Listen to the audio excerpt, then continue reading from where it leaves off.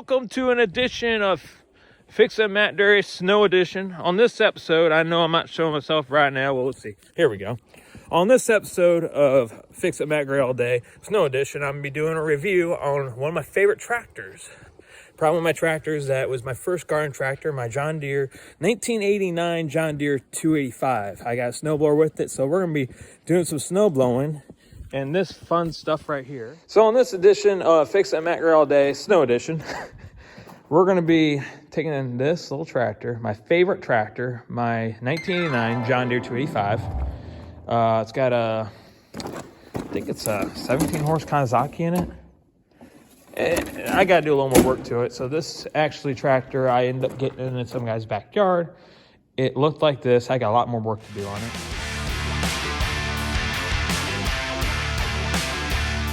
But yeah, that's what it looked like when I first got it. This is what it looked like after I did some restoration work, but I got a little more to fix. And like the headlights don't work. It pops a fuse here and there. I got a 50-inch mower deck to it. And I didn't realize the belt cap. How lovely.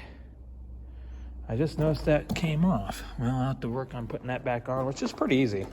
This thing is pretty easy to get back on and off and all that stuff.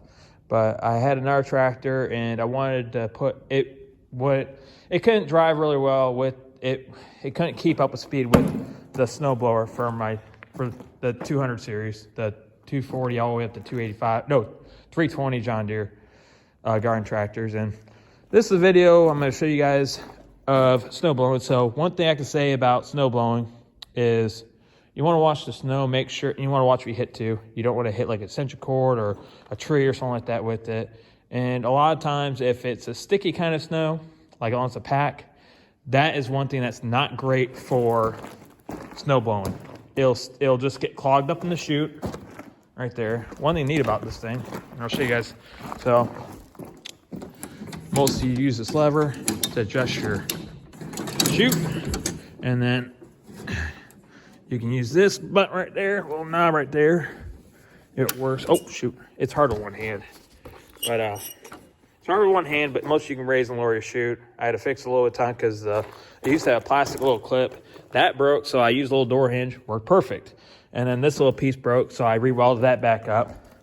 But another thing too, when having a snowblower, you want to have chains because it'll help with the guiding with doing, like if you're driving on ice, it'll help out. And always have wheel weights too. They help out too with keeping the weight so you're not sliding, just going back and forth. You're keeping more traction with your tires. I mean, I got agricultural tires with the back, the original ones that came with it, and they're still hold up air, but they don't have much traction. But so that's why I got the chains with it. For my ATV, I used to use for snow plowing, and so I took those off, used it for this, and then I had the wheel weights, so I put those on.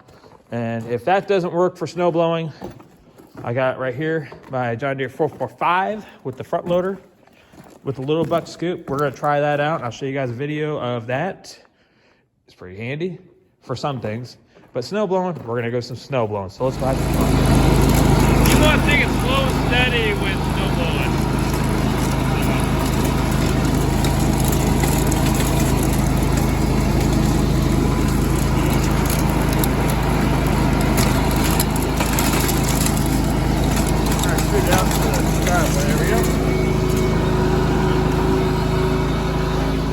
So this is my deck lever right here to raise and lower the snow blowing, the PTO, barrel, I should say, on some reason. Gas light, you got your antifreeze, your oil light, hours. Yeah, that's kind of where we're at right now. What's going?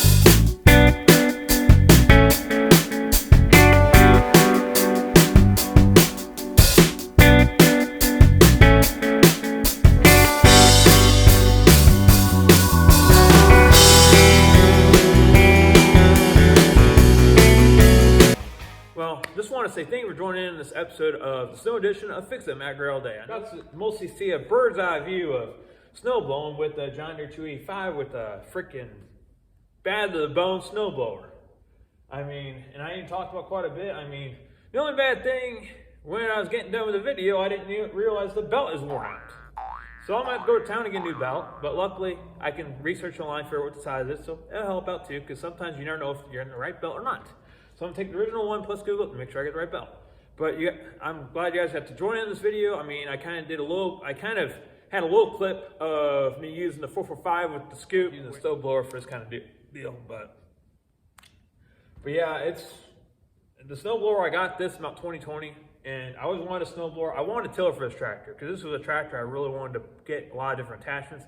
But everything was pricey. I mean, compared to what it used to be, it like jacked up in price. It's ridiculous. But you know, I just wanted to find something reasonable. Luckily, I got a snow blower for this, and I got a mower deck as well, and a power blower. So you're probably asking about this tractor. So I originally acquired this in 2017. It was my first ever garden tractor my dad and I worked on together. The guy that we got it from, his neighbor was a good friend of ours named Mark. Mark, you're watching this, you probably are. This is you, shout out to you.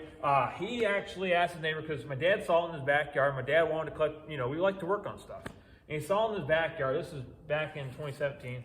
It sat in the guy's backyard for 5 years. This thing was sitting outside abusive for 5 years in the weather and all that stuff.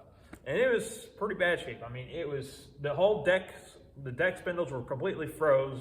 The PTO clutch was completely shot. I had to replace that. I had to replace fuses, had to replace fuel line, I had to replace this, had to replace that. I mean, I probably got about $800-900 on this tractor, but you know what? If you do the work to it, you know what's wrong, you know what's gonna go wrong with it and what you're possibly gonna be up against. That's one nice thing about it. And this tractor was not, I mean, for a guy that really had no tractor experience, except swapping motors that didn't really work out, or transmissions that actually worked perfect, to a guy that really didn't know what the heck he was doing when my dad and I bought it. I mean, it sat in the garage for about a couple of weeks. My dad and I worked on the weekends when we finally got it up and running, and it was pretty amazing seeing it run again. I mean, that's one thing about tractors. People will scrap them out if they don't run.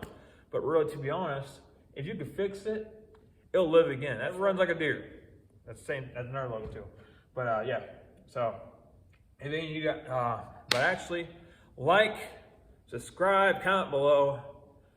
To all you that are watching this video, thank you for watching. Have a happy 2025. Hopefully it goes well. I'm gonna try to post a lot more videos. I'm thinking of some ideas and they'll be coming to mind soon. So thank you for watching.